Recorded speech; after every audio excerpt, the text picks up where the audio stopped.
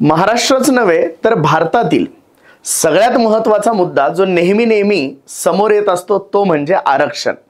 आणि याच आरक्षणाचे वेगवेगळे पैलू समजून घेण्यासाठी आम्ही सुरू केलेली आहे आरक्षण गाथा।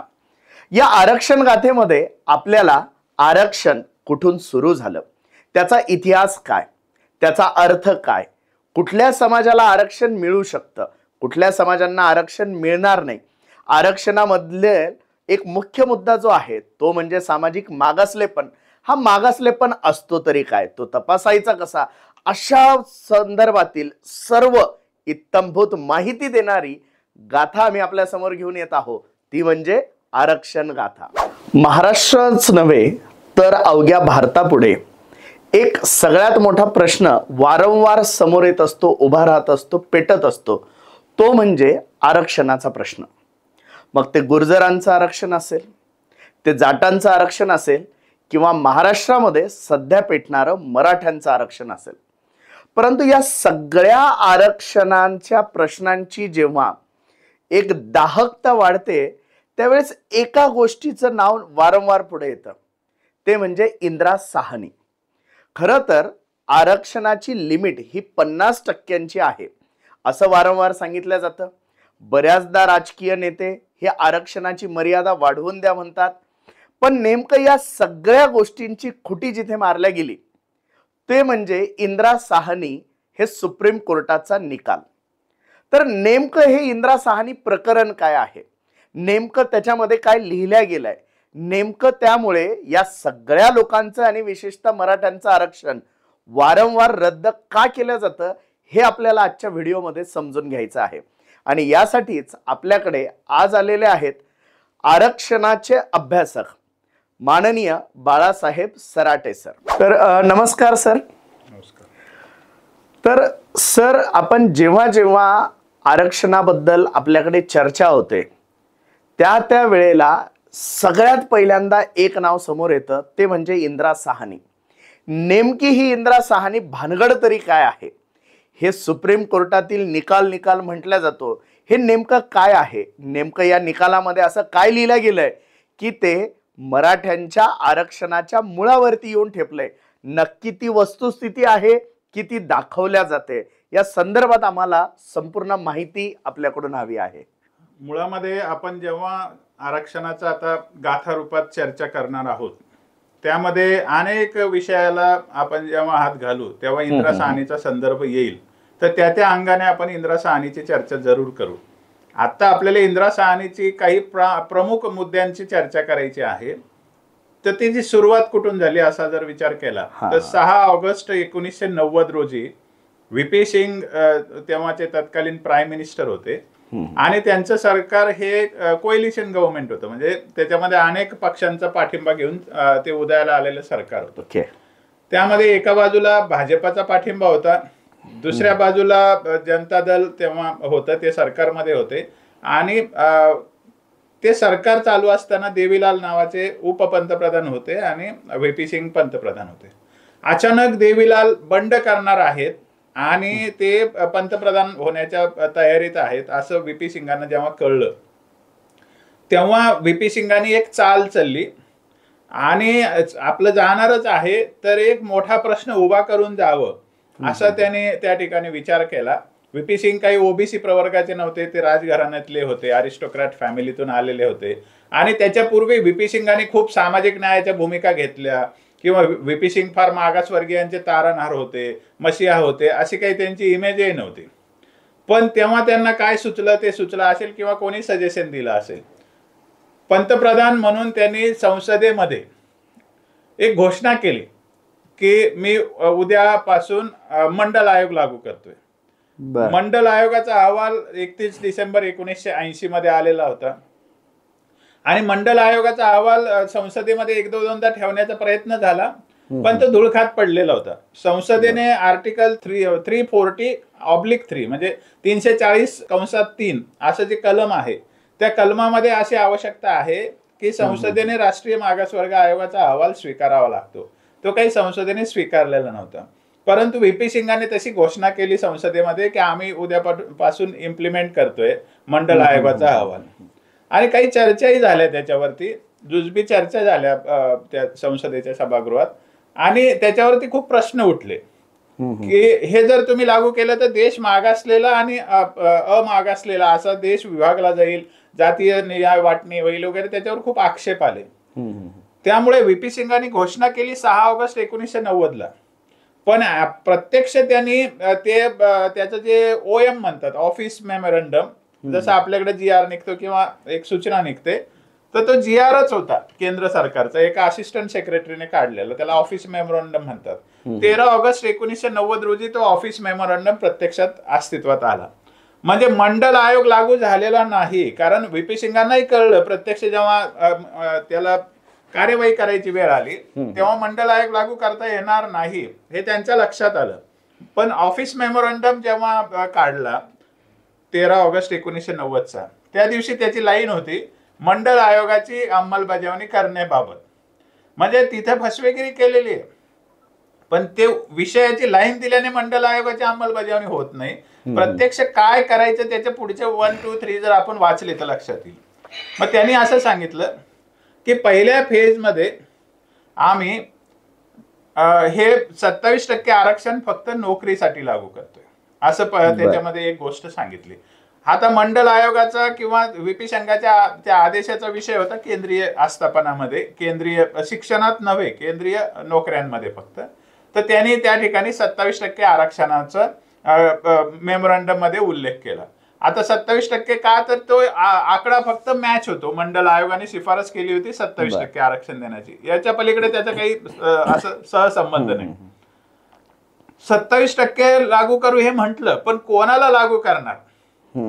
त्याच्यामध्ये स्पष्ट लिहिलेलं आहे की मंडल आयोगाच्या यादीशी राज्याच्या याद्या जिथपर्यंत जुळतात, म्हणजे राज्यामध्ये आरक्षण चालू होतं बहुतांश राज्यामध्ये, म्हणजे निदान 60% राज्यांमध्ये आरक्षण त्या दिवशी चालू होतं. आणि त्याचा इतिहास आहे आपण पुढच्या एखाद्या भागात बघू. तर त्या राज्यांमध्ये जे आरक्षणाच्या याद्या होत्या त्याच याद्यांना केंद्रामध्ये आरक्षण द्यायची घोषणा त्या मेमोरंडमने केली. वर्डिंग कसं आहे पण फसवं, की राज्यामध्ये ज्या याद्या चालू आहेत त्या मंडल आयोगाच्या यादीशी जिथपर्यंत जुळतात त्यांनाच फक्त हे आरक्षण देण्यात येईल. याचा अर्थच असा आहे की राज्यातल्याच याद्यांना ते आरक्षण देण्यात येईल. म्हणजे मंडल आयोगाची यादी स्वीकारलेली नव्हती. जर उदाहरणार्थ महाराष्ट्रातले समजा 190 जातीची यादी होती ज्यांना आरक्षण मिळत होतं त्या दिवशी राज्यामध्ये, त्या 190 जातींनाच फक्त केंद्रात आरक्षण लागू झालं. मंडल आयोगामध्ये 190 जातींना सुद्धा लागू झालं नाही, कारण त्यातल्या काही जाती मंडल आयोगामध्ये नव्हत्या. म्हणजे ते सगळ्या जातींना लागू झालं नाही, पहिली गोष्ट हे पण समजून घ्या. 190 पेक्षा कमी जातींनाच लागू झालं. आणि 272 मंडल आयोगाने यादी केलेली आहे, म्हणजे मंडलची यादी स्वीकारलेली नाहीये. हे पहिलं आपण समजून घेऊ. म्हणजे मंडल आयोग लागू केला का व्ही.पी. सिंगांनी, तर वस्तुस्थिती तशी नाही, लागू केलेला नव्हता. राज्यामध्ये ज्या जातींना आरक्षण मिळत होतं त्यातल्या मंडल आयोगाच्या यादीशी जेवढ्या मॅच होत होत्या तेवढ्यांनाच केंद्रामध्ये नोकरीतला आरक्षण देण्याची तरतूद होती, ते 27% होती. मग आता इथे एक लक्षात घ्यायचं की अशा याद्या तयार झाल्या होत्या का ज्या दिवशी मेमोरंडम काढलं? कारण आपल्याकडे नियम काय आहे की ज्यांना आरक्षण द्यायचंय त्यांचे नावाची यादी तर समोर पाहिजे ना. असं वेग कसं म्हणता येईल की राज्यात ज्या आहेत त्या मॅच जेवढ्या होतात तेवढ्यांना आम्ही 27% आरक्षण देऊ? ऑफिस मेमोरंडम काढताना तशी यादी कोणत्या राज्यातल्या कोणत्या जाती मॅच होतात हे पहिल्यांदा यादी तयार पाहिजे ना. आणि किती राज्यातल्या याच्याशी जुळतात? अनेक राज्यामध्ये यादीच बनलेली नव्हती. मग त्यांचं काय करायचं याचं कुठलंही त्याच्यामध्ये नियम पाळले गेले नाही. म्हणजे सुरुवातीला हे जे आरक्षण दिलं गेलं, नोकरीतलं आरक्षण जे दिलं गेलं, याच्यामध्ये राज्यातल्या जातींची जी यादी जी काही घेतल्या गेली त्याच्यातला कुठलाही त्यांनी तपास केलेला नव्हता. नाही, तपास केलेलाच नव्हता, अभ्यास न केलेला. का असं झालं ते सांगतो. मंडल आयोगाच्या वरती विश्वास नव्हता संसदेचा. त्यांनी केलेली तपासणी मान्य नव्हती संसदेला, म्हणून त्याच्यावर विश्वास ठेवला गेला नाही. राज्यामध्ये ज्या याद्या होत्या चालू त्या याद्या असं गृहीत धरलं की त्या तपासणी बरोबर झालेल्या आहे. आहेत. बरोबर. पण जेवढ्या त्या मंडल आयोगाच्या यादीशी जुळतात तेवढ्यांनाच फक्त केंद्रीय पातळीवर आरक्षण द्यायचं. याच्यातून 3-4 प्रश्न निर्माण होतात. पहिलं म्हणजे राज्यामध्ये जी यादी होती ती यादी तपासलेली होती का?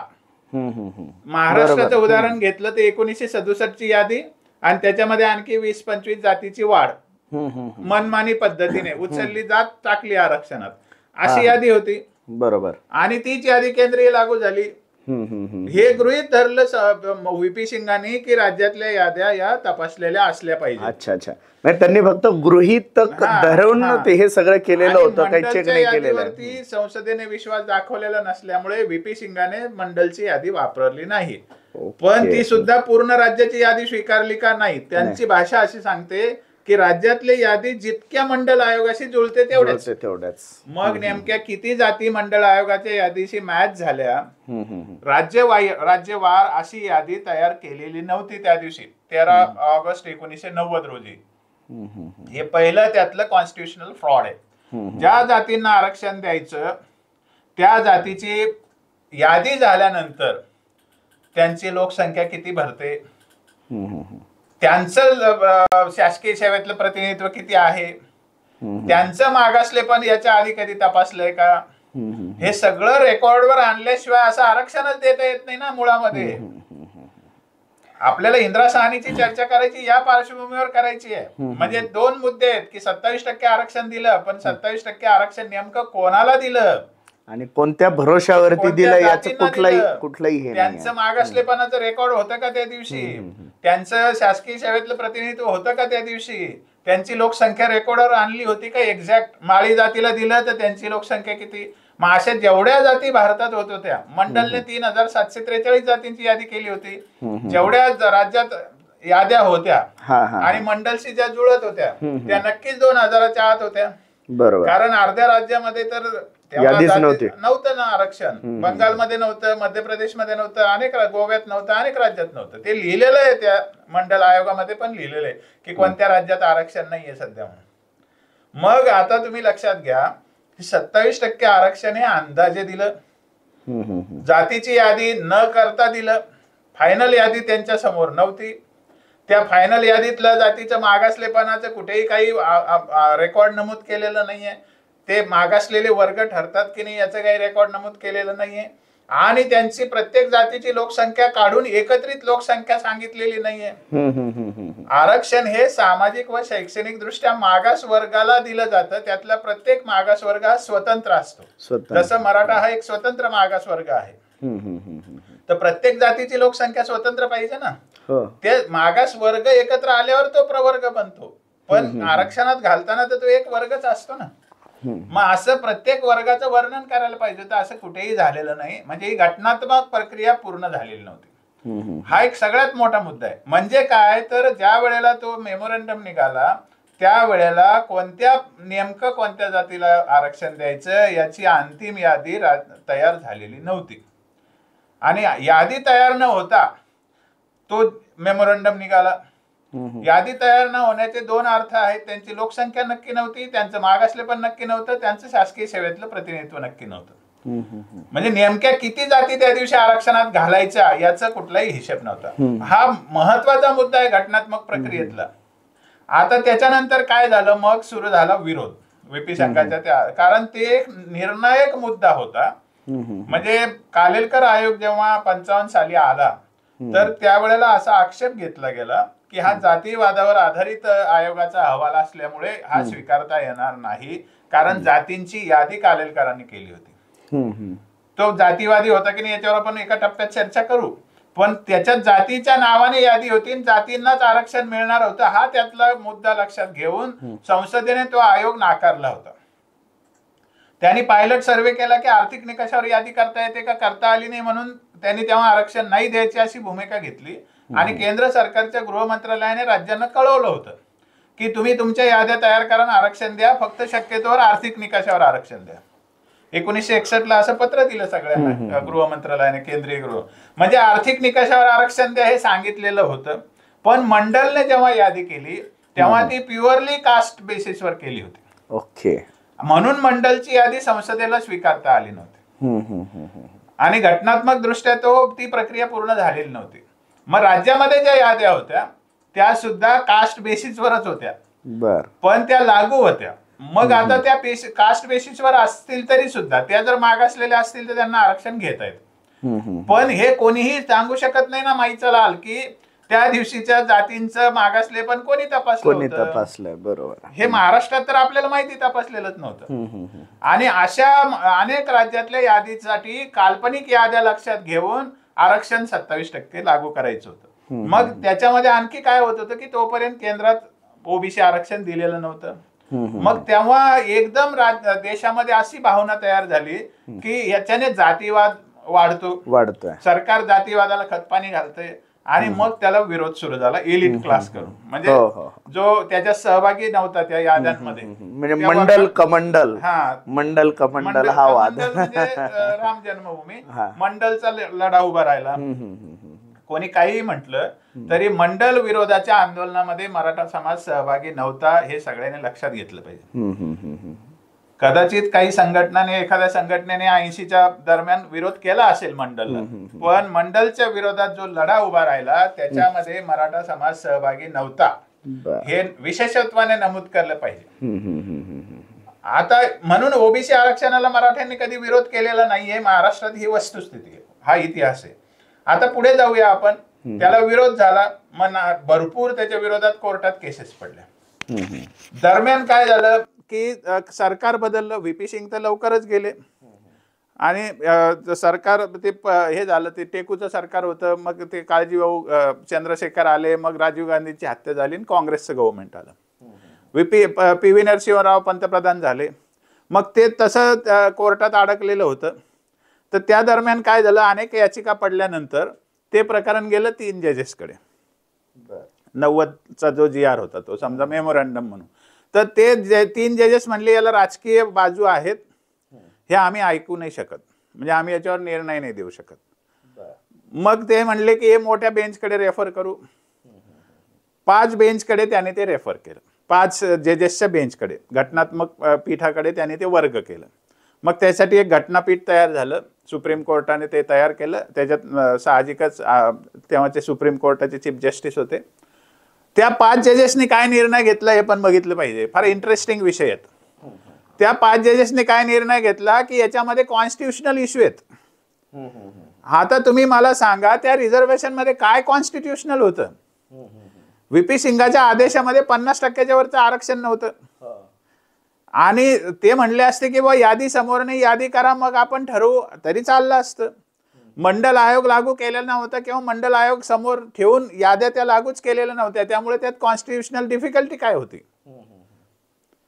मंडल आयोग लागू केला असता आणि मंडल आयोगाची यादी स्वीकारली असती तर एक वेळ तो आयोग स्वीकारायचा की नाही स्वीकारायचा याचं परीक्षण कोर्टाला करता आलं असतं.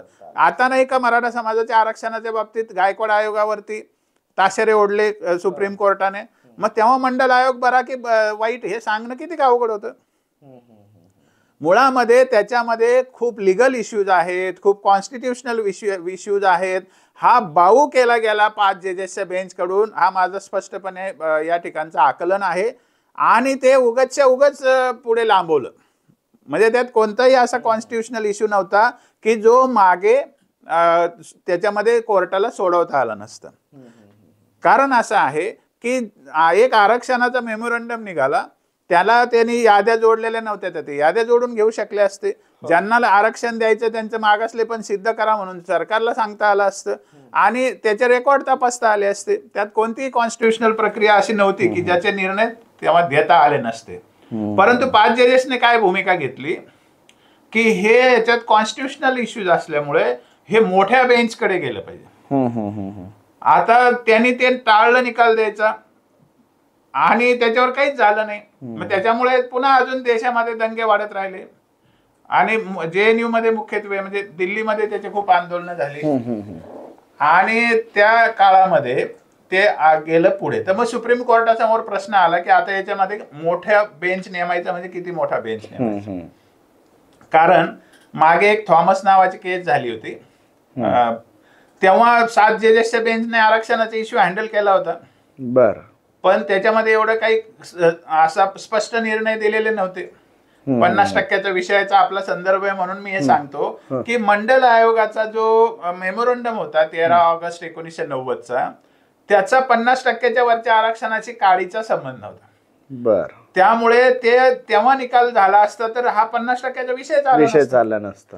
पण तेव्हा त्याला जेव्हा आणखी मोठा बेंच नेमायची वेळ आली आणि मग तो कितीचा, आता 7चा ऑलरेडी होऊन गेलेला बेंच आहे म्हणून 9चा नेमायला पाहिजे म्हणून 9 जजेसचा बेंच नेमला. अच्छा, म्हणजे सुरुवातीला 3 जजेस समोर ही गोष्ट गेली, त्यानंतर ती वाढवून 5 जजेस पर्यंत आणि त्यानंतर हे वाढून 9 जजेस पर्यंत हे प्रकरण गेलं. मी म्हणजे मराठी भाषिकांना हे अतिशय जबाबदारीपूर्वक सांगतो की तेव्हा त्या म्हणजे इंदिरा साहनीचं जेव्हा मी सगळं सांगेल तेव्हा तुमच्या लक्षात येईल की तेव्हाच हा निर्णय दिला असता तरी चालला असतं. आणि मी म्हणतो की ते रिझर्वेशन अफेल करताच आलं नसतं कोर्टाला. हे रिझर्वेशन अफेल केलेलं आहे, हे केवळ कोर्टाने त्यांच्या अधिकारात केलेलं गोष्ट आहे, ती घटनात्मक गोष्ट नाहीये. म्हणजे कोर्टाला अधिकार आहे असं आरक्षण म्हणजे असा निर्णय देण्याचा, पण त्यांनी हे सांगायला पाहिजे होतं की आमच्या अधिकारात आम्ही निर्णय देतो, याची प्रक्रिया पूर्ण झालेली नसताना हे न सांगता दिलेला तो निर्णय आहे. म्हणजे कुठलीही घटनात्मक बाजू न तपासता कोर्टाने या प्रकारे हे सगळं केलेलं आहे. ते सांगितलं, पहिलं सांगितलं की याद्या तयार नव्हत्या, दुसरं सांगितलं की ते याद्या ज्या आल्या असत्या समोर त्यातल्या जातीचं मागासलेपणाचं काय, त्यांचं सोशल आणि एज्युकेशनल मागासलेपण तपासलेलं आहे की नाही याची शहानिशा करता आली असती. यादीच समोर नाही तर कशाची करणार. बरोबर. आणि ज्या याद्या आहेत, जाती आहेत, त्यांची एकूण लोकसंख्या किती, मग आरक्षणात त्यांचं शासकीय सेवेतलं प्रतिनिधित्व किती, मग त्यांना 27% दिलेलं आरक्षण न्याय्य आहे की नाही याचा निर्णय करावा लागला असता. हे करता आलं असतं त्यांना 5 जजेसला सुद्धा, पण ते त्यांना स्वीकार्य नव्हतं. म्हणजे त्यांना ते स्वीकारण्याची त्यांची त्यावेळेला इच्छा झाली नाही किंवा त्यांची हिंमत झाली नाही मी म्हणेन, कारण तेव्हाही चीफ जस्टिस त्याच्यामध्ये होते आणि ते रद्द करावं लागलं असतं त्यांना. लेनियन्सी दाखवण्याला त्यांना तेव्हा तेवढं त्यांची तयारी झाली नसावी मनाची, म्हणून त्यांनी ते लार्जर बेंचचा विषय केला. आता गंमत बघा पुढे की मग तेव्हा तो लार्जर बेंच कडे गेला, 9 जजेस बेंच फॉर्म झाला, त्याच्यामध्ये चीफ जस्टिस होते. आणखी तुम्हाला भारताचं जातीय समीकरण सांगतो की हे आरक्षण का लांबतं. तर 90च्या दशकापर्यंत भारतामध्ये 90च्या दशकापर्यंत प्रशासनामध्ये जो बोलबाला होता तो पूर्णपणे ब्राह्मणी प्रवृत्तीचा होता. ज्युडिशियरीमध्ये बोलबालाही ब्राह्मणी प्रवृत्तीचा होता. बरोबर. राजकारणामध्येही बोलबाला बऱ्यापैकी त्यांचा होता, पॉलिसी डिसिजनच्या विषयामध्ये. त्यामुळे आरक्षण लागू करायचं नाही केंद्रीय पातळीवर एक भूमिका होती तेव्हा. इंदिरा साहनीमध्ये ज्या 5 जजेसने म्हणजे 6 जजेसने निकाल दिला, ते 6च्या 6 जजेस ब्राह्मण नव्हते म्हणून आरक्षणाचा निकाल पॉझिटिव्हली देण्यात आला. अच्छा. जीवन रेड्डी नावाच्या जजने तो निकाल लिहिला. त्यावेळेचे अहमदी असतील, व्यंकटचलैया असतील. मी म्हणजे जबाबदारीने सांगतो काही जजेस हात काढावी असा माझा बिलकुल हेतू नाही, पण त्याचं पुढचं जेव्हा मी सांगेल तेव्हा तुम्हाला ते पटेल. तर हे त्यांना 5 जजेसला पण करता आलं असतं, पण ते बहुमताने होईल की नाही, बहुमताने होईल की नाही कदाचित अशी त्यांना डाऊट आला असेल, कारण त्यातले काही जजेस कदाचित 3 जजेस विरोधात गेले तर अशी त्यांना भीती असेल, म्हणून त्यांनी ते वर ढकललं. हे शंका घेण्यासारखं आहे, कारण आरक्षण हा विषय सरळ नाहीये. याच्यामध्ये सगळे जातीय समीकरण काम करतात. जसं मराठ्यांच्या विरुद्ध सगळे जातीय समीकरण काम करतात, तसं त्यावेळेला ओबीसीच्या विरुद्धही जातीय समीकरण काम करीत होते. यावर विश्वास ठेवायला काही अडचण नाहीये. 9 जजेसचं बेंच फॉर्म झालं. दरम्यान व्हीपी सिंगाचं गव्हर्नमेंट गेलं, चंद्रशेखर काळजीभाऊ आले, नंतर राजीव गांधी प्रचार म्हणजे इलेक्शन लागले, नंतर राजीव गांधीचं तिथं हत्या झाली आणि नंतर PV नरसिंहराव पंतप्रधान झाले. त्याने पुन्हा 25 सप्टेंबर 1991ला एक ऑफिस मेमोरंडम काढलं या संदर्भातलं. तर त्याने आधीच्या ऑफिस मेमोरंडमला विरोध केला नाही, त्याने ते तसंच ठेवलं. त्याच्यात एक ऍडिशन केली फक्त की जे या आरक्षणात सहभागी नाहीयेत वर्ग जाती, त्यांच्यातल्या गरिबांसाठी आणखी 10% आरक्षण देण्यात यावं. आर्थिक निकषावर त्यांनी आर्थिक निकषावर. सांगितलं. म्हणजे त्यांनी काही नाकारलं का? त्यांनी नाकारलं नाही. सामाजिक न्यायाची भूमिका त्यांनी पण घेतली. आधीचा मेमोरंडम तसाच ठेवला जो कोर्टात चॅलेंज झालेला होता आणि नंतर त्यांनी हा GR काढला. म्हणजे ऍडिशनल एक त्याला जोडलं की त्यात कव्हर होत नाहीत त्यातल्या बाहेरच्या वर्गांसाठी आर्थिक निकषावर गरिबांसाठी 10% देऊ आणि असं एक त्यांनी हे केलं. ते पण चॅलेंज झालं. पण आता इथे तुम्ही म्हणाल की 50%च्या वर जात होतं, पण घटनापीठ तर 50%च्या आधीच झालेलं आहे आणि ते तर 5 जजेसला पण करता येत होतं कारण तोपर्यंत 50%चा विषय पण नव्हता. 50%च्या वर जाण्याचा विषय नसताना 5 जजेसला असा कोणता मुद्दा होता की ज्याचा निकाल देता आला नसता? तर एकमेव मुद्दा मला दिसतो की 3 वर्षे 2 ते रिझर्वेशन अपहेल्ड करण्याची परिस्थिती कदाचित दिसली नसावी म्हणून तेव्हा त्याने ते ढकललं पुढे मोठ्या बेंचकडे आणि मग त्याच्यामध्ये चीफ जस्टिस मुख्यत्वे त्याच्या बाजूचे असल्यामुळे त्यांनी मग त्याच्यात न्यायाधीशांचीच अशी रचना केली की जो मेजॉरिटीने डिसिजन व्हावा. हे म्हणजे जातीवाद आहे हा, पण आपल्या देशात जातीवादाशिवाय आरक्षणाची चर्चा होऊ शकत नाही. बरोबर आहे ना. आणि मी इंदिरा साहनीने आरक्षण लागू केले या गोष्टीच्या बाजूचा आहे. ते भले काही त्यांनी मनाने केला असेल, विशेष अधिकारात केला असेल, काही केला असेल, पण आरक्षण देण्याची गरज होती. त्यांनी आरक्षण लागू केलं या गोष्टीच्या मी बाजूचा आहे. पण ते कसं केलं ते समजून घेतल्याशिवाय मराठ्यांवर अन्याय काय होतो हे तुम्हाला कळणार नाही. आता जेव्हा तो 9 जजेसचा बेंचचा निकाल आला, तो 16 नोव्हेंबर 1992 तो निकाल आला आणि खूप याचिका होत्या त्याला इंदिरा साहनी असं म्हणतात. तर ते त्या वकील आहेत सुप्रीम कोर्टामध्ये, त्या इंदिरा नाव आहे त्यांचं, इंदिरा नाहीये पण ते इंदिरा नावाने पुढे गेलं. ते म्हणजे ते इंदिरा नावाने पुढे गेली ती याचिका आणि त्याच्यात इंदिरा साहनी अँड ऑदर्स असे बर. आता विषय असा येतो की याच्यात काय काय बिंदूंची चर्चा झाली. तर याच्यामध्ये मग काय केलं सुप्रीम कोर्टाने, म्हणजे ते जे विरोधक होते आणि सरकारच्या बाजूचे अनेक मोठे वकील होते आणि त्याच्यात राम जेठमालानी होते, त्याच्यात खूप मोठे वकील होते, नानी पालखीवाला पण होते. नानी पालखीवाला आरक्षणाच्या ऑफकोर्स विरोधातच होते आणि सरकारच्या बाजूने एका स्टेटच्या बाजूने राम जेठमालानी पण होते आणि जजेस तर 9 जजेस म्हणजे फार मोठ्या लेवलचे जजेस होते ते. आणि त्याच्यामध्ये मग त्यांनी काही प्रश्न तयार करायला लावले दोन्ही बाजूच्या प्रतिवादींना एकत्र येऊन की याच्यात नेमकं तुम्हाला काय हे करायचंय, म्हणजे काय पाहिजे कोर्टाकडून, सोडून काय घ्यायचं, विषय कोणता निकाली काढायचा. आणि मग त्याचं एक त्यांनी संपादित अंश करून काही प्रश्न कोर्टाने मांडणी केली आणि त्याच्या आधाराने तो निर्णय दिला. त्याच्यामध्ये मुख्यत्वे सामाजिक मागासलेपण कसं ठरवायचं हा मुद्दा चर्चेला घेतलेला आहे. तर सामाजिक मागासलेपण कसं ठरवायचं, तर याच्यामध्ये कोर्टाने तुम्हाला मी सांगितलं की मेजॉरिटी मायनॉरिटी असे तिथे म्हणजे 2 जजेसने स्वतंत्र निर्णय दिला. बर. अजून 3ऱ्या जजने पण स्वतंत्र निर्णय दिला, आणखी 2 जजेसने स्वतंत्र निर्णय दिला आणि 4 जजेसने एक निर्णय दिला. अच्छा. हा निर्णय जो आहे इंदिरा साहनीचा हा मेजॉरिटी व्हर्सेस मायनॉरिटी निर्णय, म्हणजे जे 3 जजेस पूर्णपणे त्या आरक्षणाच्या विरुद्ध आहेत. बर. 2 जजेसने स्वतंत्र निर्णय दिला पण ते दोन्ही जज या 4 जणांना सपोर्ट करतात म्हणून तो 6 वर्सेस 3 असा मेजॉरिटी निर्णय. बर. पण जे जजमेंट सांगितलं जातं ते 4 जजेसचं जजमेंट नेहमी सांगितलं जातं, त्याला मेजॉरिटी जजमेंट म्हणतात. त्याच्यामध्ये जीवन रेड्डी सरांनी ते वाचलेलं आहे, व्यंकटचलयामध्ये आणि अजून एक जज त्याच्यात आहे आणि त्याच्यात PB सावंत जे महाराष्ट्राचे होते त्यांनी त्याच्यामध्ये सपोर्ट केलाय आणि आणखी एका जजेसने त्याला सपोर्ट केलेला आहे. आणि विरुद्ध बाजूला मला वाटतं कुलदीप सिंग सहाय आणि थोमेन असे 3 त्याच्यामध्ये जज होते. त्या 3 जजेसने काय सांगितलं ते सांगतो. आता कुठल्याही परिस्थितीत तुम्ही बघा त्या मेमोरंडम मध्ये मंडल आयोगाचा काही संबंध नाहीये, म्हणजे अगदी समोर नाहीये, पण जेव्हा केस उभी राहिली तेव्हा त्याच्यावरती सरकारच्या बाजूने मंडल आयोगाची बाजू लावून धरण्यात आली की या सगळ्या जाती मागासलेल्या आणि मागासले वर्गाला आरक्षण दिलं पाहिजे. बर.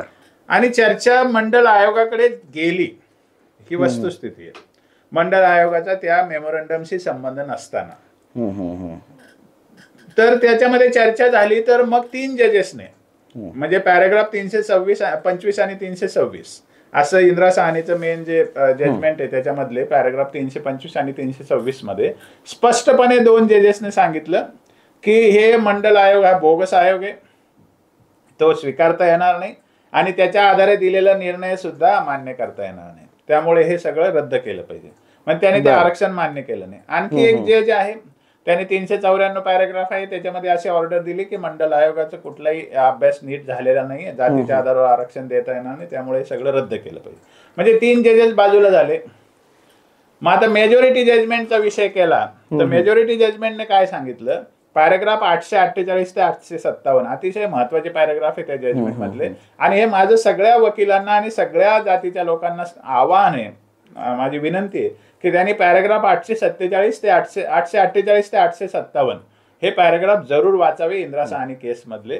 त्याच्यामध्ये स्पष्टपणे सांगितलंय मेजॉरिटी जजमेंट मध्ये की मंडल आयोगावर चर्चा करणे हा आमच्या समोर विषयच नाही. ओके. आणि ते मी जे सांगतो त्याच्याच आधारे सांगतोय की मूळ जे मेमोरंडम होतं तेच मूळ आहे, त्याच्यावरच निर्णय द्यायचा होता आणि तो 5 जजेस सुद्धा देऊ शकत होते. अच्छा. पण 3 वर्षे 2 ने ते अपहेल्ड होणार नाही अशी भीती वाटल्यामुळे ते अधिक मोठ्या बेंचकडे पाठवायचं आयडिया करण्यात आली आणि ते रिझर्वेशन सोडून घेण्यात आलं. असं घडलेलं आहे. म्हणजे आज जे ओबीसी वाले नाकाने कांदे सोलतात ना त्यांनी हे समजून घ्यावं.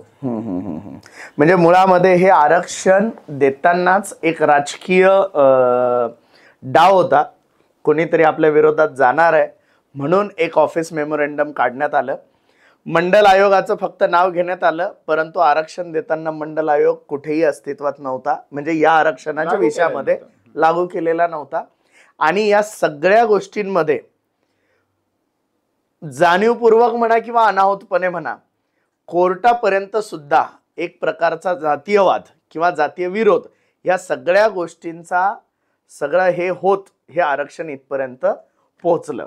आपण हे नाकारू शकत नाही की जातीवाद जेव्हा जेव्हा आरक्षणाचा विषय येतो तेव्हा तेव्हा जातीच्या भूमिका येतातच येतात. बरोबर बरोबर. कारण कालेलकर आयोगाचा एवढा बेस्ट अहवाल लागू करायचा नाही असा निर्णय घेतला, त्यालाही जातीवादाचाच रंग आहे. 40 वर्ष ओबीसीच्या जातींना आरक्षण मिळू शकलं नाही याला पण जातीवादाचाच रंग आहे. आणि हे मी पुढे सांगतो तुम्हाला सर, सुप्रीम कोर्टाच्या मेजॉरिटी जजमेंटचाच हवाला देऊन सांगतो. तुम्ही 848 ते 857 पॅराग्राफ जर वाचला तर एका पॅराग्राफ मध्ये एक वाक्य लिहिलंय त्या जजमेंट मध्ये, ते अत्यंत विचार करण्यासारखं आहे. म्हणून मी आधीच जे बोललो त्याला ते लागू होतं. ते म्हणतात की या ना त्या कारणाने 40 वर्ष झाली या समूहाचं आरक्षण लांबवलं जाते, म्हणून आधी आरक्षण द्या, तपासणी नंतर करत बसा. अच्छा. तर म्हणजे मुळामध्ये इंदिरा साहनी हे वकील होते, इंदिरा साहनी असं त्यांचं नाव होतं. हा, हे वकील होत्या आणि त्यांच्या माध्यमातून म्हणजे बाकीच्या सगळ्या याचिका एकत्र करण्यात आल्या. आणि आणि आणि मुळात बऱ्याचदा लोकांना प्रश्न पडतो की त्यांचा हेतू आरक्षण रद्द करणे होता का आरक्षण मिळवून देणे होता. इंदिरा साहनीची याचिका आरक्षणाच्या विरुद्ध होती. आरक्षणाच्या विरुद्ध लॉजिकच हे होतं जसं मी सांगितलं की केवळ मेमोरंडमच्या आधारावर कोणतीही यादी तयार नसताना, त्या यादीतल्या जातीच्या मागासलेपणाचा काही आधार नसताना, त्यांची लोकसंख्येचा रेकॉर्ड नसताना, त्यांचं शासकीय सेवेतलं प्रतिनिधित्व समोर नसताना त्यांना 27% आरक्षण कशाच्या आधाराने द्यायचं. ओके. हे असा त्यांचा तात्विक विरोध होता, घटनात्मक विरोध होता. घटनात्मक विरोध होता. आणि त्याचं उत्तर कोणी देऊ शकत नाही, ते मी कन्क्लुजन मध्ये सांगतो. मूळ मुद्दा काय आहे की हे 2 वाक्य लक्षात घ्या की त्याने सांगितलं की म्हणजे हा विषय मंडल आयोगाशी जोडणं हे इरॉनियस आहे. हे स्पष्टपणे त्या पॅराग्राफ मध्ये 848 ते 857 मध्ये अतिशय इंटरेस्टिंग पॅराग्राफ आहे. तिथेच कळतं की 5 जजेस याचा निर्णय का देऊ शकले नाही, कारण तिथे 3 वर्सेस 2 ते हरला असतं याची जाणीव झाली चीफ जस्टिसला, म्हणून त्यांनी मोठ्या बेंचकडे नेण्याचा ते आयडियाने विषय केला तो. नाही तर तिथेच निकाल लागला असता त्या आरक्षणाचा, कारण त्याला लॉजिक नव्हतं देण्यामध्ये. पण मग त्यांनी सांगितलं की आम्ही हे का लागू करतोय, का याला अपहेल करतोय, तर मंडल आयोग आमच्या समोर नाही. म्हणजे त्यांनी स्पष्ट सांगितलं मंडल आयोग खरा की खोटा, चांगला की वाईट याच्यासाठी त्यांनी 2 विषय सांगितले. हे लई महत्वाचं, फार महत्वाचं आहे. ते म्हणतात की आता आमचा निर्णय झाला, सगळं घटनात्मक गोष्ट आम्ही सांगितल्या, पण आता आम्ही हा विषय पुन्हा 5 जजेसकडे पाठवायचा का, कारण आम्हाला फक्त घटनात्मक गोष्टीसाठीच हे प्रकरण दिलेलं होतं. तर ते म्हणले आमच्या दृष्टीने हे आता परत पाठवायचं नाही. का नाही पाठवायचं? कारण मंडल आयोग चांगला की वाईट याच्यावर जेव्हा चर्चा होईल तेव्हा पुन्हा ते आरक्षण रद्द होण्याची शक्यता आहे. बर बर त्यांची गाथा पुढच्या आरक्षणाला कामाला येईल. मग त्यांनी काय म्हणले की नाही, हे परत पाठवायचं नाही. का? काही कारण सांगून तुम्ही 40 वर्ष आरक्षण लांबवलं. म्हणजे यांना आता आधी आरक्षण देण्याची गरज आहे. आरक्षण आधी द्या आणि नंतर बाकी त्याच्यावर आम्ही उपाय सांगतो. त्याच्यावर उपाय त्यांनी सांगितलं 847 पॅराग्राफ मध्ये की आता एक परमनंट कमिशन करा राज्य स्तरावर, एक परमनंट कमिशन करा केंद्रीय स्तरावर. अच्छा. आणि जे जे आरक्षणाचे प्रश्न असतील ते सगळे त्यांनी हँडल करायचे त्या आयोगाने. आणि ते 4 महिन्यात कंपल्सरी करा म्हणून सांगितलं त्यांनी अतिशय चांगली भूमिका घेतली. It was constitutional amendment actually. कारण असं आहे की ते म्हणले आर्टिकल 16(4) रेड विथ 340, म्हणजे 16(4) आणि 340 एकत्रित विचार करता असं कमिशन करा असा आदेश त्यांनी दिला. आणि पहिले कमिशन करण्याचा अधिकार फक्त राष्ट्रपतींना होता 340 खाली. अच्छा. आणि त्याचा तो अधिकार त्यांनी दिला राज्य सरकारला आणि केंद्र सरकारला की तुम्ही हे आरक्षणासाठी परमनंट कमिशन फॉर्म करा. It was constitutional amendment done by supreme court. It was court's activism. म्हणजे ते जास्त ऍक्टिव्ह झाले.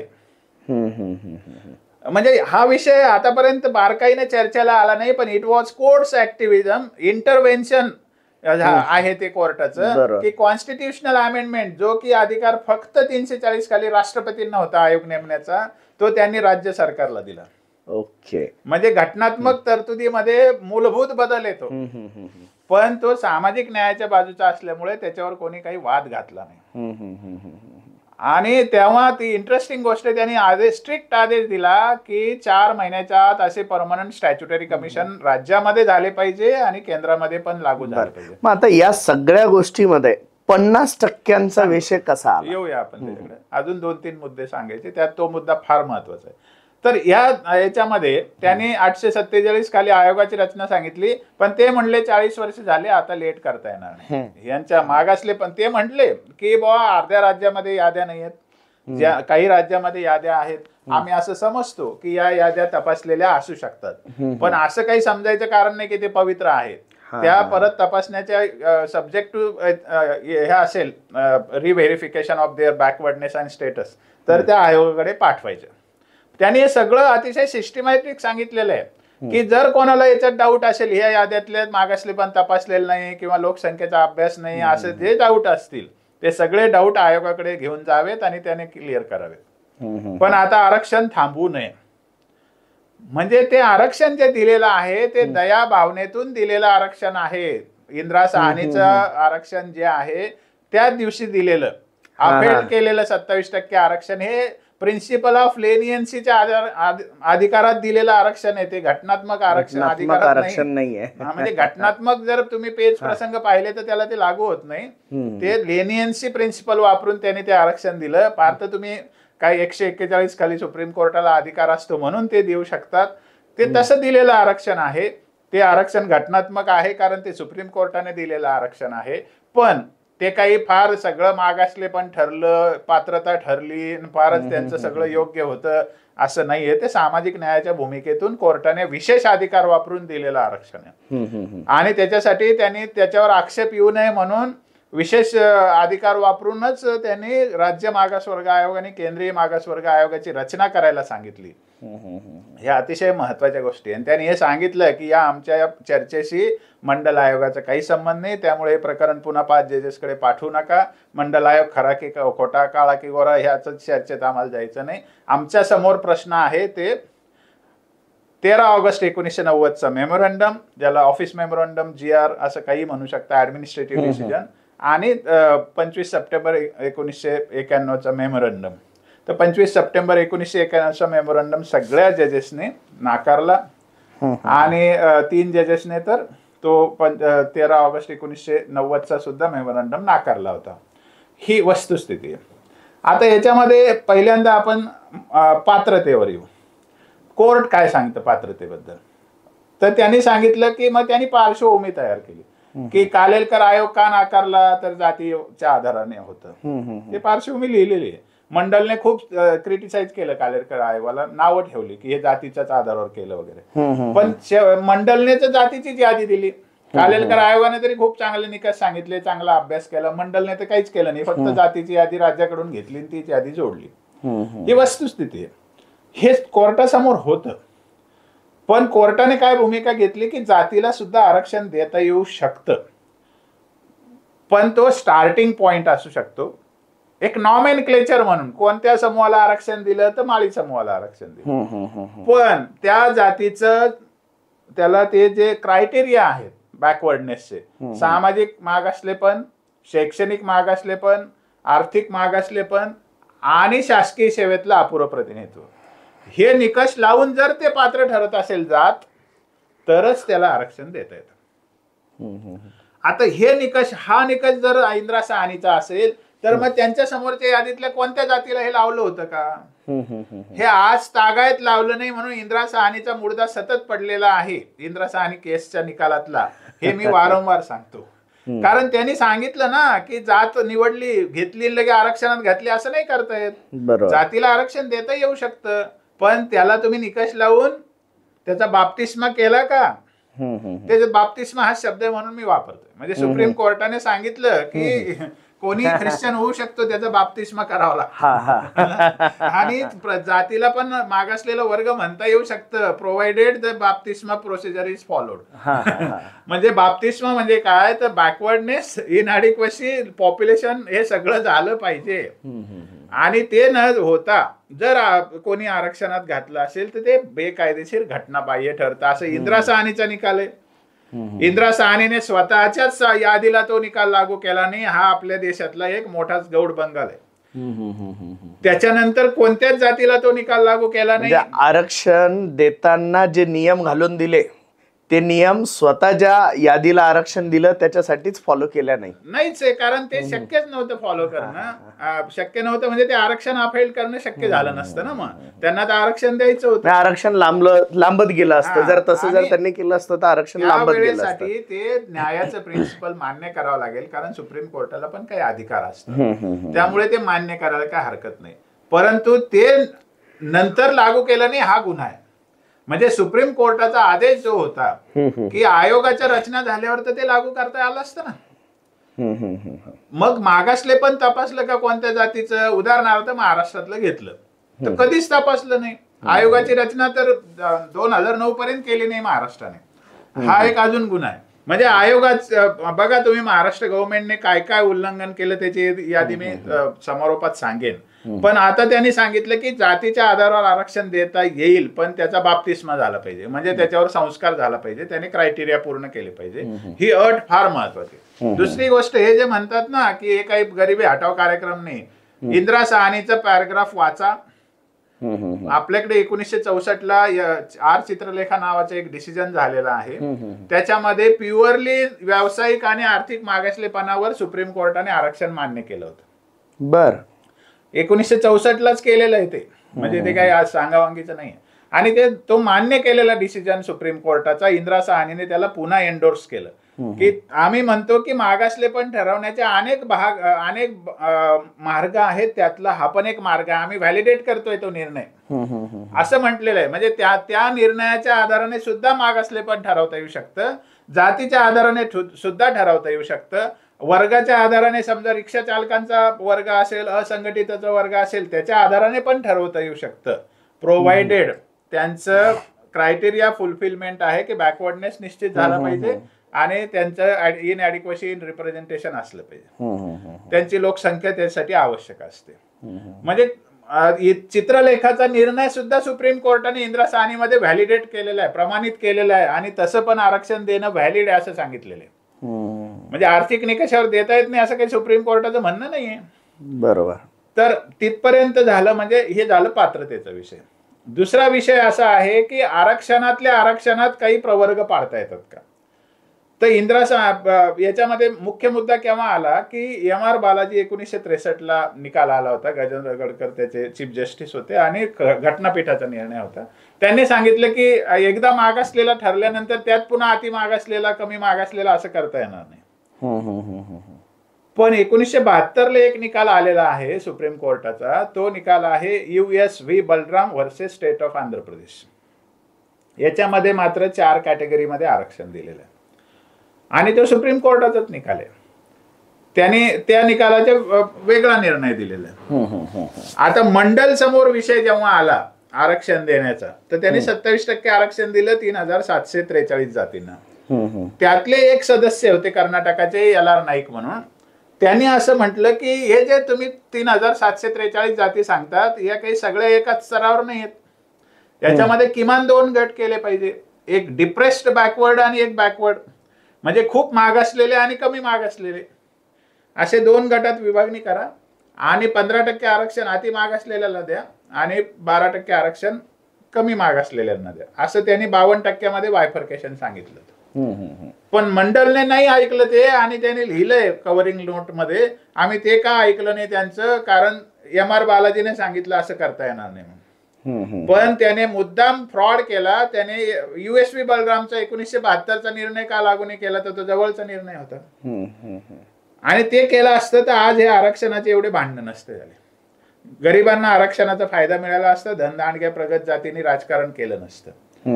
म्हणजे LR नाईक वाज करेक्ट आणि US V बलरामचा त्याच्यासाठी निर्णय होता. आणि आंध्र प्रदेशने जो निर्णय लागू केलेला आहे त्याच्याच आधाराने आता रोहिणी आयोग नेमलाय केंद्र सरकारने की आरक्षणात असे गट केले पाहिजे म्हणून. मग इंदिरा साहनीने सांगितलं की असं करता येईल, गट करता येतील मागासलेल्या घटकामध्ये आणि सगळ्यांना लाभ मिळावा म्हणून समान निकषावरती गट करता येतील. पण तिथे अट सांगितलेली आहे की ते करायचे कोणी, त्याचे निकष ठरवायचे कोणी, की धनगरांना भटक्यात घालायचं, वनजारांना भटक्यात घालायचं, काही जाती काढून SBC मध्ये घालायच्या, काही जाती काढून VJNT मध्ये घालायच्या, हे करायचं कोणी. तर हे आयोगाचं काम सांगितलेलं इंदिरा साहनीने. बर.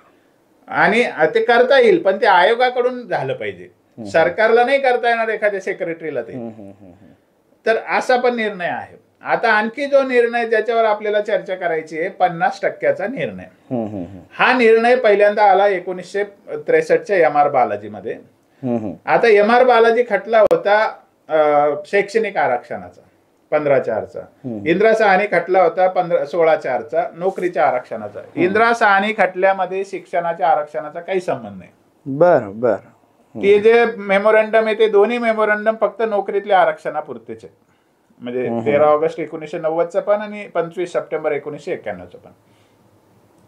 तर हा MR बालाजीचा जो निकाल होता त्यांच्या समोर 68%चं ते प्रपोजल होतं. म्हणून त्यांनी सांगितलं की 50%च्या वर आरक्षण देऊ नये, कारण ओपन क्लासचं त्याच्यामुळे नुकसान होतं आणि देशामध्ये आपल्याला मेरिट टिकवलं पाहिजे अशी त्यांनी भूमिका घेतली. पण त्याच्यामध्ये खूप बारकावे आहेत की 50%च का. त्यावेळेला तर सरकारी नियम होता की जास्तीत जास्त 35% पर्यंत देता येईल आणि जनरली 25% पर्यंतच देता येईल. म्हणजे त्यावेळेला 50% आरक्षण लागू होण्याचा प्रश्न आलेला नव्हता 63 साली. बर. महाराष्ट्रात 34% आरक्षण होतं 65 साली दिलेलं. त्यामुळे तेव्हा 50% ते काय म्हणले, very reluctantly we are mentioning generally, म्हणजे आम्हाला हे सांगायची इच्छा नाही पण आम्ही नाईलाजास्तव असं लिहून ठेवतो किंवा कधीच 50%च्या वर जाऊ नये. पण जनरली 25% असलं पाहिजे आणि एक्सेप्शनल 35% असलं पाहिजे. मग ते पाळलं का आपण, मंडळ आयोगाने ते पाळलं का, त्याने कॅटेगरी नाही करण्याचं फक्त पाळलं ते नाही. आणि त्यामुळे 50%चा निर्णय काही त्याने फार असा लँडमार्क म्हणून सांगितलं नव्हतं, त्याने 25%चा निर्णय लँडमार्क म्हणून सांगितलं. पण आता मंडळ आयोगाने 50% पर्यंत नेऊन घातलेलं होतं म्हणून इंदिरा साहनी समोर 50%चा विषय होता. आणि आधीच्या याच्यामध्ये जयश्री नावाचं एक जजमेंट केरळचं झालेलं होतं, त्याच्यामध्ये 50%च्या वर देता येईल असं निर्णय आलेला होता. म्हणून मग इंदिरा साहनीमध्ये त्या विषयावर चर्चा झाली की आरक्षणाचं एक्सटेन्शन किती होऊ शकतं, किती मर्यादा असावी. आणि मग तो विषय जेव्हा समोर आला तेव्हा त्यांनी सांगितलं की काहीही झालं तरी 50% ceiling is a rule, prudent rule आहे तो. म्हणजे प्रुडंट नाही, इट इज स्ट्रिक्ट रूल म्हणले. म्हणजे ते काही केवळ शहाणपणाचा डिसिजन नाही, तो बंधन आहे की 50%च्या वर आरक्षण जाऊ नये. असं सांगताना त्यांनी एक गोष्ट सांगितली की अति एक्सेप्शनल केसमध्ये, एक्सेप्शनल सर्कमस्टन्सेसमध्ये किंवा एक्स्ट्राऑर्डिनरी सिच्युएशन मध्ये हे आरक्षण थोडंफार वाढवता येईल, पण त्याची विशेष परिस्थिती नमूद करावी लागेल, ती विशिष्ट कारण सांगावी लागतील की का वाढवतोय.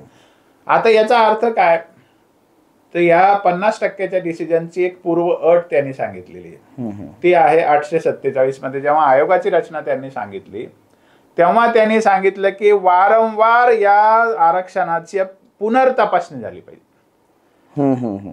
50%चा नियम सांगितलं म्हणजे त्यांनी पुढे कोणाला आरक्षण देऊ नका असं सांगितलं का? बरोबर. 50%चा नियम सांगितलं म्हणजे त्या 50% आता असलेल्या वर्गाशिवाय कोणाला येऊ देऊ नका असं सांगितलं का? बघा ना, इंदिरा साहनीचा निकाल आला त्यावेळेला फक्त 200 जाती होत्या महाराष्ट्रात आणि आज ओरडून सांगतात की 400 जाती 450 जाती झाल्या. मग इतक्या जाती घातल्या 50%, तेव्हा कोणी ओरडलं नाही. मराठ्यांना घ्यायचं असलं तर आम्ही येऊ देणार नाही हे म्हणण्याला काय कारण आहे जातीवादाशिवाय? बरोबर. तर स्टेट फेल्युअर कसं होतं बघा. इंदिरा साहनीने स्पष्ट सांगितलं की 50%च्या वर आरक्षण देता येणार नाही, पण त्याची पूर्वअट सांगितली की वारंवार या आरक्षणाची पुनर्तपासणी झाली पाहिजे. आणि आरक्षण जे ओबीसीचं आहे हे परमनंट आरक्षण नाही आहे. एकदा उचलली जात घातली आरक्षणात की ते लगेच जन्मोजन्मी त्यांना आरक्षण राहील.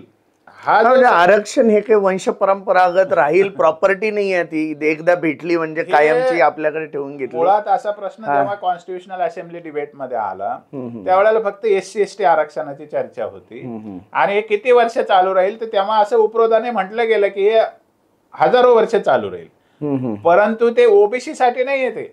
बरोबर बरोबर. त्याचं कारण असं आहे की ओबीसीचं आरक्षण हे SC STच्या आरक्षणासारखं नाहीये फेविकॉल का जोड. ओबीसीचं आरक्षण हे प्राप्त परिस्थितीत द्यायचं, थोडी हेल्प करायची, ऍव्हरेज लेवल पर्यंत आला की त्याला बाहेर काढायचं. जे दुसऱ्यांना मदत करायची आरक्षणाची जी गरज आहे ना आधुनिक काळामध्ये ती एक्सटर्नॅलिटी मुळे येते, म्हणजे इकॉनॉमिक पॉलिसी चुकल्यामुळे होते. 50च्या दरम्यान आरक्षण देण्याची गरज वेगळी होती आणि 2020च्या दरम्यान आरक्षण देण्याची गरज वेगळी आहे. 1950 पर्यंत जेव्हा आरक्षणाची चर्चा झाली तर त्याच्यामध्ये 30 ऑगस्ट 1948चं भाषण आहे बाबासाहेब आंबेडकरांचं कॉन्स्टिट्युएंट असेंब्लीमध्ये. त्याच्यामध्ये हा मुद्दा त्यांनी सांगितलं की आरक्षण कोणाला देता येईल. तर अशा काही गोष्टी आहेत की ज्याच्यामुळे म्हणजे ऐतिहासिक कारणास्तव एखादी दुसरी जात प्रशासनामध्ये प्रबळ आहे आणि बाकी जातींना आरक्षण याच्यापासून दूर ठेवलंय प्रशासनापासून. आणि प्रशासन ही खूप मोठी पॉवर आहे, इथून पुढे तर ती आणखी पॉवरफुल होणारी गोष्ट आहे. म्हणून सगळ्यांना पॉवर शेअरिंग झालं पाहिजे. मग आता पॉवर शेअरिंग याला काय म्हणणार तुम्ही? म्हणजे पॉवर शेअरिंगचे अर्थ काय आहेत? तर देशाच्या धोरण ठरवण्यामध्ये सगळ्यांचा वाटा असला पाहिजे. बरोबर. आणि आपल्या देशामध्ये धोरण हे नेहमी सेंट्रल लेवलला ठरलेले. अजून सुद्धा सेंट्रल लेवललाच धोरण ठरतं आपल्या देशाचं, तेव्हा किती काही म्हटलं तरी. आणि सेंट्रल लेवलला धोरण ठरत असल्यामुळे बाबासाहेब म्हणले की प्रशासनात इक्वलायझेशन झालं पाहिजे सगळ्या समूहांचं. बरोबर. आणि त्याच्यासाठी त्यांनी ते आरक्षणाची तरतूद केली. आणि बाबासाहेब फक्त नोकरीतल्या आरक्षणाबद्दल बोलतायत हे आपण लक्षात घेतलं पाहिजे. 15/4 अस्तित्वात नव्हतं, घटना लागू झाली तेव्हा. 16/4 साठी बाबासाहेबांनी म्हणलं, तेव्हा 10/3 असं अर्स्ट वाईल इट वॉज 10/3, आता तो 16/4 झालं. आणि तेव्हा 9 हे सेक्शन 15 साठी होतं. तर जेव्हा शैक्षणिक आरक्षणाच्या तरतुदीचा विषय आला बाबासाहेबांनी त्याला विरोध केला आणि बाबासाहेब म्हणले जर हे लागू केलं शैक्षणिक आरक्षणाची तरतूद तर घटनेचा जो मूळ हेतू आहे तो पराभूत होईल. म्हणून बाबासाहेबांनी शैक्षणिक आरक्षणाला नकार दिला होता. नोकरीतल्या आरक्षणासाठीच बाबासाहेबांनी तेव्हा मांडणी केली होती. आणि तेव्हा त्यांनी सांगितलं की आरक्षण हे मायनॉरिटीमध्ये असावं. त्या मायनॉरिटीचा काय अर्थ आहे तोही आपण एका मिनिटात समजून घेऊ. बाबासाहेब असं म्हणतात की आरक्षण दिलं पाहिजे, बरोबर, पण किती दिलं पाहिजे? समजा एखाद्या समूहाने म्हणलं की टू दी फुलेस्ट त्यांची डिमांड जी आहे, टू दी फुलेस्टचा अर्थ काय आहे? त्या समूहाची जेवढी लोकसंख्या आहे तेवढं आरक्षण दिलं पाहिजे असं जर कोणी म्हणत असेल तर नाही. त्या जातीच्या लोकसंख्येच्या 50% पर्यंतच त्यांना आरक्षण दिलं प्रमाणाच्या. म्हणजे समजा एकूण लोकसंख्येत त्यांचं 10% प्रमाण असेल तर त्यांना 5% पर्यंतच आरक्षण दिलं पाहिजे. हे जातीच्या लोकसंख्येच्या 50% पर्यंत द्यायचं आहे, एकूण आरक्षणाच्या 50% पर्यंत नाही द्यायचंय. म्हणजे मागासलेल्या वर्गाच्या 50% पर्यंत जर आरक्षण प्रत्येक वेळेला दिलं गेलं असतं तर आरक्षण 50% जाऊ शकत नाही. आणि हेच लॉजिक बाबासाहेबांचं होतं, म्हणून ते आरक्षण मायनॉरिटीत राहिलं असतं. आता 50% तुम्ही लागू केलं एकत्रित, मग आधी जाऊन बसले तिथे भुजंगासारखे आणि बाहेरच्याला म्हणतात तुम्हाला आम्ही येऊ देणार नाही. कारण 50%च्या वर जाता येणार नाही. हे त्रांगडं जे उभं राहिलंय ते मिसअंडरस्टँडिंग मुळे उभं राहिलंय. म्हणजे बाबासाहेबांचा मायनॉरिटी सांगण्याचा हेतू होता की तुम्ही त्या जी जात आरक्षण मागते त्याला प्रपोर्शनच्या 50%पर्यंतच द्या. म्हणजे नॅचरली 90%च्या आतच सगळीकडे मागासवर्ग आहेत. 45%च्या वर आरक्षण गेलंच नसतं. तर हे मिसअंडरस्टूड कोणी केलं तर गजेंद्र गडकरांनी 1963 साली केलं. एकूण आरक्षणाला मर्यादा घातली, प्रत्येक जातीच्या आरक्षणाला मर्यादा घालायला पाहिजे, म्हणजे वर्गाच्या आरक्षणाला प्रत्येक वर्ग. ते चूक तेव्हा केली आणि इंदिरा साहनीने ती चूक रिपीट केली. पण इंदिरा साहनीने निदान त्याला पुनर्तपासणीची अट पक्की घातलेली आहे आणि जी की आजपर्यंत कोणत्याही सरकारने तिची अंमलबजावणी केली नाही. इंदिरा साहनीने जे पॅरामीटर सांगितले की प्रत्येक जातीचं मागासले पण तपासलं पाहिजे, शासकीय सेवेतलं प्रतिनिधित्व तपासलं पाहिजे, ती इनॲडिक्वेट असलं पाहिजे, त्यांची लोकसंख्या रेकॉर्डवर आली पाहिजे आणि दर 10 वर्षांतून एकदा किमान त्याची तपासणी करून प्रगत जातींना बाहेर काढलं पाहिजे. फायदे त्यांना हयात देण्याची तरतूद नाहीये. समूहाच्या आधाराने आरक्षण दिलं जातं आणि नागरिकांच्या समूहासाठी आरक्षण दिलं जातं. Reservation is not for voters, reservation is for citizens. नागरिकत्वाचा नियम त्याच्यामध्ये आहे. नागरिकांना सगळ्यांना समान अधिकार आहे. तिथे मराठा, माळी, कुणबी, धनगर असं काही नाहीये. त्यामुळे हे जे जातीच्या नावाने आरक्षणाच्या बोंबा मारल्या जातात ना, हे इंदिरा साहनीच्या निकालाच्या विरुद्ध आहे. जातीला आरक्षणच दिलेलं नाही ना कोणी. कोर्टाने जातीला आरक्षण द्यायचंच नाही म्हणलं. बाप्तिस्मा झाल्यावर तो ख्रिश्चन होतो, म्हणजे त्याला तो वर्ग आहे ना. जातीचा काय संबंध आहे त्याच्याशी? आणि वर्ग आहे म्हणजे त्याचं तिथपर्यंत मागासले पण टिकत असेल तोपर्यंत तो वर्ग आहे. वर्ग मागासलेला वर्ग नसेल त्या दिवशी तो बाहेर जायला पाहिजे. ही अट इंदिरा साहनीने स्पष्ट सांगितलेली आहे. ज्याला इंदिरा साहनी वाचता येतं त्याने जरूर वाचावी. आणि त्याचं उल्लंघन झाल्यामुळे खरे आज प्रश्न आहेत आणि हे स्टेट फेल्युअर आहे. त्याचं कारण नुसतं जात आरक्षणात घातली आणि त्याला टिळा लावून टाकला आणि मग ते म्हणतात आम्ही तर आता जन्मोजन्मी हेच नवरा तसं जन्मोजन्मी हेच रिझर्वेशन असं झालंय. आणि हे इंदिरा साहनीचं जे मी एवढं का बॅकग्राऊंड सांगितलं ते याच्यासाठी की 23 मार्च 1994च्या GR ला इंदिरा साहनीच्या निकालाचा काहीही संदर्भ नाही. मंडल आयोग लागू करण्याचं इंदिरा साहनीने सांगितलेलं नाहीये. राज्यामधली लोकसंख्या इंदिरा साहनीने कुठेही सांगितलेली नाहीये. इंदिरा साहनीने राज्यामध्ये आमचा निर्णय लागू करा असंही सांगितलेलं नाहीये. इंदिरा साहनीने सांगितलं की तुम्ही आरक्षण देताना आयोगाकडून तपासणी केली पाहिजे. त्याला वारंवार आता तर कायदा आहे महाराष्ट्रामध्ये आणि देशातही जेव्हा सेंट्रल कमिशन होतं तेव्हा कायदा होताच. 11वं कलम आहे की दर 10 वर्षातून किमान एकदा सरकारने ओबीसीतल्या ज्या जाती आहेत आरक्षणात त्यांची पुनर्तपासणी केली पाहिजे, त्यांची पात्रता तपासली पाहिजे, जे प्रगत झाले त्यांना बाहेर काढलं पाहिजे, नवीन जे आहेत त्यांना आत घेतलं पाहिजे, असं तर कायदा आहे महाराष्ट्रामध्ये. मग या कायद्यानुसार हे सगळं तपासणी करण्यासाठी लोक कोर्टात जात नाही का? सरकार तर करत नाहीये, पण सरकारला आता हे करायला भाग कोण पाडेल? 5 वर्ष झाले आम्ही एक याचिका टाकलेली, याच गोष्टीसाठी टाकलेली आहे. परंतु विषय असा लक्षात घेतला पाहिजे की इंदिरा साहनीच्या वेळेला त्यांनी जातीवादाच्या आधारावर निर्णय दिला असेल तर तो न्याय्य ठरत होता.